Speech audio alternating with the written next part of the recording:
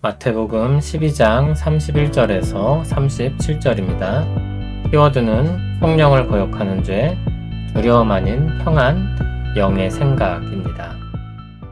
그러므로 내가 너희에게 이르노니 사람에 대한 모든 죄와 모독은 사하심을 얻되 성령을 모독하는 것은 사하심을 얻지 못하겠고 또 누구든지 말로 인자를 거역하면 사하심을 얻되 누구든지 말로 성령을 거역하면 이 세상과 오는 세상에서도 사하심을 얻지 못하리라.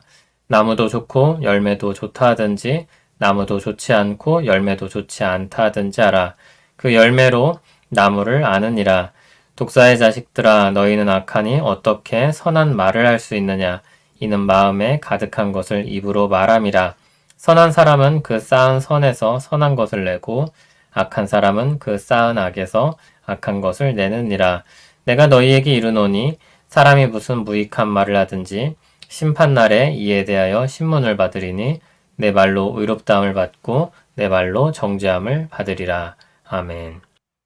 31절을 보면 그러므로 이렇게 시작합니다. 그러니까 앞의 내용을 전제하는 것입니다. 성령을 통해 귀신을 쫓아낸다면 하나님의 나라가 이미 임했다고 말씀하셨습니다. 그리고 주님과 함께 아니하는 자는 성령을 반대하는 자라고 했습니다.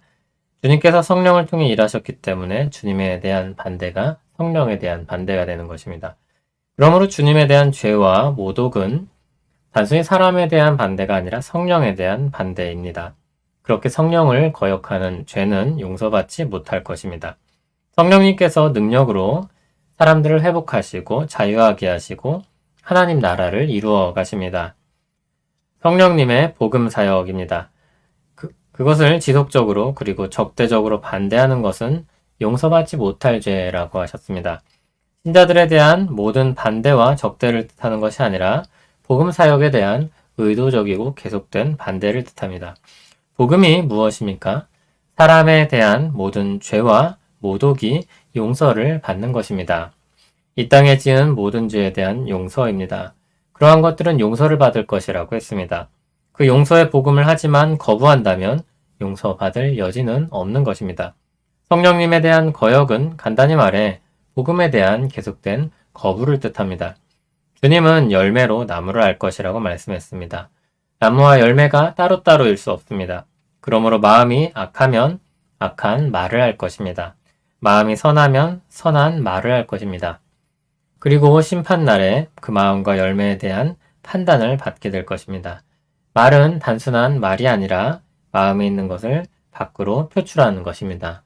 그들이 말한 것이 그래서 판단의 근거가 될 것입니다.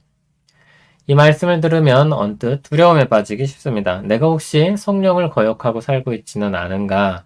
용서받지 못할 죄를 저지르면 어쩌지? 그런 생각에 빠질 수 있습니다. 아까 성령을 거역하여 용서받지 못하는 죄를 성령님의 복음 사역과 연관시켰던 것을 기억하시기 바랍니다.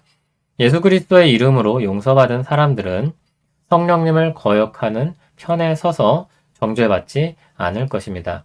그러므로 믿는 사람들은 이 말씀을 통해 두려움에 빠질 것이 아니라 자신이 용서받은 자임을 알고 기억하고 감사해야 할 것입니다. 그리고 성령의 역사를 생각하며 적극적으로 성령의 열매를 맺기에 힘써야 할 것입니다. 주님의 구원 사역을 그렇게 쉽게 자초될 수 있는 불안정한 것으로 생각할 필요가 없습니다. 두려워하지 마십시오.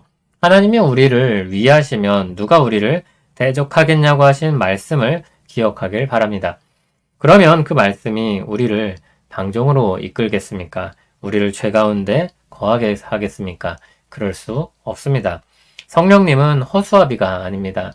우리 마음을 죄로부터 점점 멀어지게 하시고 선하고 의로운 길로 이끌어 주실 것입니다. 로마서 8장 6절을 보면 육신의 생각은 사망이요 영의 생각은 생명과 평안이니라고 했습니다. 주님은 우리를 구원하시고 두려움과 절망 속에서 벌벌 떨며 살게 하지 않으십니다. 공포는 많은 사람들이 사용하는 좋지 않은 방법입니다. 주님은 무력으로 우리를 다스릴 수 있습니다. 그러나 우리 죄성이 무력에 의해 굴복하지 않는다는 것을 잘 알고 계십니다. 주님은 우리 죄를 먼저 제거하시고 우리 마음을 새롭게 하셔서 감사와 사랑으로 하나님을 따르게 하십니다. 하나님께서 기뻐하시는 뜻을 위해 우리 마음에 소원을 두고 행하게 하신다고도 말합니다. 그러므로 영의 생각은 생명과 평안입니다. 성령을 따라 행하여 생명과 평안의 삶을 살아가는 우리 되길 소원합니다. 성령님께서 우리 마음을 새롭게 하셔서 주님 나라 백성이 되게 하신 은혜에 감사합니다. 우리 마음이 성령님을 따르게 하시고 그로 말미암아 선한 열매를 맺게 하옵소서. 풍성한 열매가 주렁주렁 맺혀서 하나님 역사에 감사하고 영광 돌리게 하옵소서. 우리 마음과 삶을 새롭게 하옵소서. 예수님 이름으로 기도합니다. 아멘.